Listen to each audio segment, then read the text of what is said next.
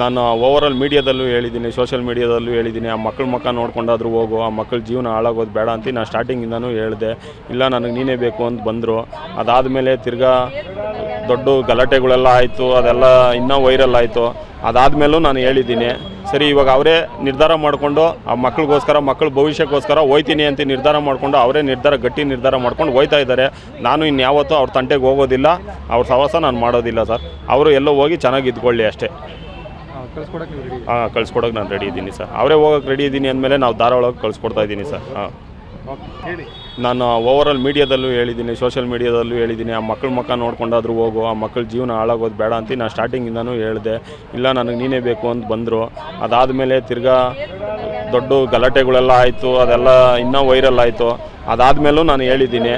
ಸರಿ, ಇವಾಗ ಅವರೇ ನಿರ್ಧಾರ ಮಾಡಿಕೊಂಡು ಆ ಮಕ್ಕಳಿಗೋಸ್ಕರ, ಮಕ್ಕಳ ಭವಿಷ್ಯಕ್ಕೋಸ್ಕರ ಹೋಯ್ತೀನಿ ಅಂತ ನಿರ್ಧಾರ ಮಾಡಿಕೊಂಡು ಅವರೇ ಗಟ್ಟಿ ನಿರ್ಧಾರ ಮಾಡ್ಕೊಂಡು ಹೋಯ್ತಾ ಇದ್ದಾರೆ.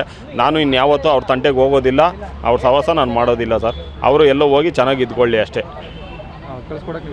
ಕಳ್ಸ್ಕೊಡೋಕೆ ನಾನು ರೆಡಿ ಇದ್ದೀನಿ ಸರ್. ಅವರೇ ಹೋಗೋಕೆ ರೆಡಿ ಇದ್ದೀನಿ ಅಂದಮೇಲೆ ನಾವು ಧಾರಾವಾಳಕ್ಕೆ ಕಳಿಸ್ಕೊಡ್ತಾ ಇದ್ದೀನಿ ಸರ್. ನಾನು ಓವರಾಲ್ ಮೀಡಿಯಾದಲ್ಲೂ ಹೇಳಿದ್ದೀನಿ, ಸೋಷಿಯಲ್ ಮೀಡಿಯಾದಲ್ಲೂ ಹೇಳಿದ್ದೀನಿ, ಆ ಮಕ್ಕಳ ಮುಖ ನೋಡ್ಕೊಂಡಾದ್ರೂ ಹೋಗು, ಆ ಮಕ್ಕಳ ಜೀವನ ಹಾಳಾಗೋದು ಬೇಡ ಅಂತ ನಾನು ಸ್ಟಾರ್ಟಿಂಗಿಂದನೂ ಹೇಳಿದೆ. ಇಲ್ಲ ನನಗೆ ನೀನೇ ಬೇಕು ಅಂತ ಬಂದರು.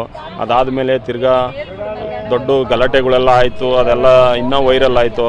ಅದಾದಮೇಲೂ ನಾನು ಹೇಳಿದ್ದೀನಿ.